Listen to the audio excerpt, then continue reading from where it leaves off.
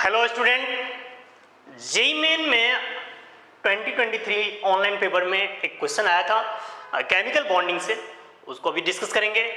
Question है which one of the following molecules is polar. अब इसमें पोलर कौन सा है, कौन सा मॉलिक्यूल पोलर है? तो पोलर पता करने के लिए, पोलर या नॉन पोलर मॉलिक्यूल अगर आपको पहचानना हो तो उसके लिए हम डाइपोल मोमेंट देखते हैं। अगर किसी मॉलिक्यूल का म्यूनेट इक्वल्स टू जीरो है, यानी नेट डाइपोल मोमेंट अगर उसका जीरो है, तो इसका मतलब होता है वो मॉलिक्यूल नॉन पोलर होता है, नॉन पोलर। लेकिन अगर कोई ऐसा मॉलिक्यूल हो जिसका म्यूनेट यानी net dipole moment not equal to zero, तो zero non zero dipole moment आ गया, इसका मतलब वो मॉलिक्यूल जो होता है वो पोलर होता है। अब आपको ऑप्शन में चेक करना है कि ये चारों ऑप्शन में से कौन सा है ऐसा स्ट्रक्चर जिसमें net dipole moment non zero है। आइए स्ट्रक्चर एक एक करके देखते हैं। XeF4, XeF4 का अगर स्ट्रक्चर बनाए हम तो Xe आउटर मोस्ट सेल में इसके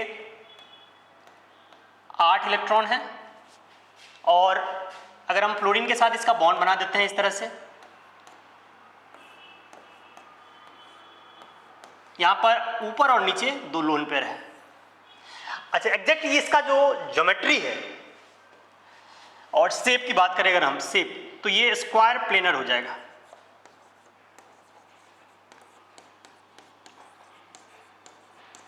और स्क्वायर प्लेनर सिमेट्रिकल शेप है तो इसका नेट डाइपोल मोमेंट जीरो आएगा। आपको पता होना चाहिए कि इस दोनों का जो नेट डाइपोल मोमेंट आएगा इधर की तरफ, इन दोनों का इस डायरेक्शन में, तो वो दोनों मतलब इधर वाले और इधर वाले ये दोनों एक दूसरे को कैंसल आउट करेंगे, राइट एंड लेफ्ट वाले। लोन पेयर ऊपर और नीचे, हालांकि ये लोन पेयर ऐसे है, अगर मैं स्क्वायर प्लेन ये ले लूं तो इसमें लोन पेयर एक ऊपर की तरफ है और एक नीचे से है, दोनों एक दूसरे का अपोजिट डायरेक्शन में उसका डाइपोल मोमेंट का वेक्टर आएगा और दोनों एक दूसरे को कैंसल आउट करेगा, तो नेट डाइपोल मोमेंट इसका क्या है, जीरो है। ठीक है जी, mu net equal to zero. हमें तो नॉन जीरो देखना है। अब देखते हैं नेक्स्ट ऑप्शन में SbF5 में देखते हैं।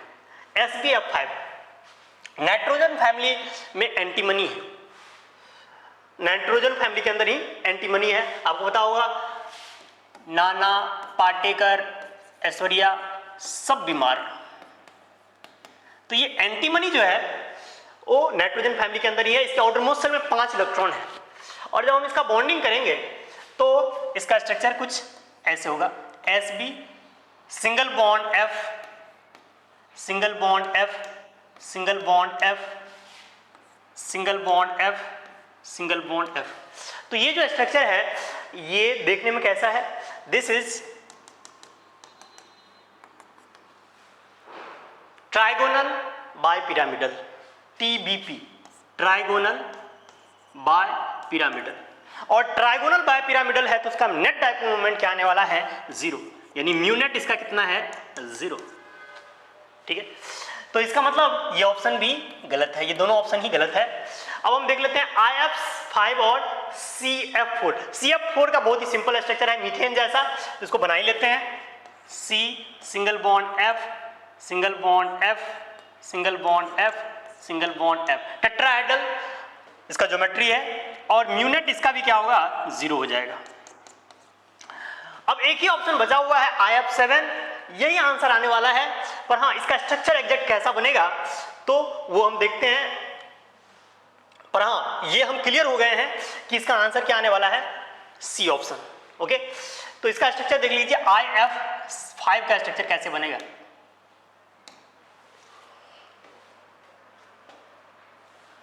IF5, आयोडीन के आउटर मोस्ट सेल में 7 इलेक्ट्रॉन है, क्योंकि ये हाइड्रोजन फैमिली का एलिमेंट है, तो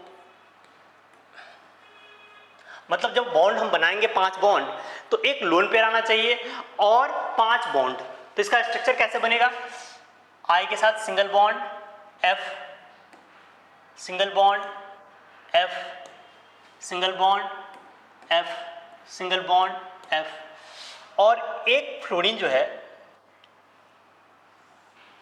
इस तरह से, और नीचे एक लोन पेयर U। अच्छा, ये जो शेप है ये कैसा है, अगर आप इसको कनेक्ट कर दें ऐसे और कनेक्ट करके चेक करें आप,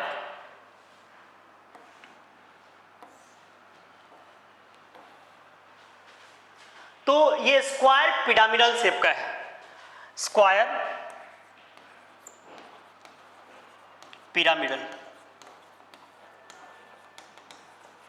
और इस स्ट्रक्चर से बिल्कुल क्लियर है कि जो स्क्वायर प्लेन में बन रहा है उसका तो नेट डायपोल मोमेंट 0 आने वाला है, लेकिन जो नीचे की तरफ है और जो ऊपर की तरफ जा रहा है बॉन्ड, उन दोनों का एक्चुअल में क्या है, ये जो मान लीजिए ये स्क्वायर प्लेन है तो एक फ्लोरीन ऊपर है और एक नीचे लोन पेयर है, और दोनों का डायपोल का मैग्नीट्यूड सेम नहीं होगा, यानी इस केस में नेट डायपोल मोमेंट जो है वो 0 नहीं आएगा, यानी कि म्यू नेट का value mu net not equal to 0 हो जाएगा।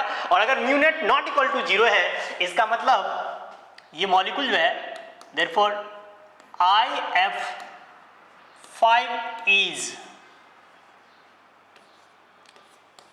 Polar in nature.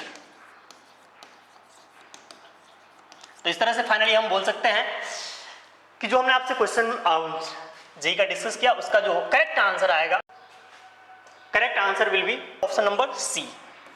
Okay, thank you.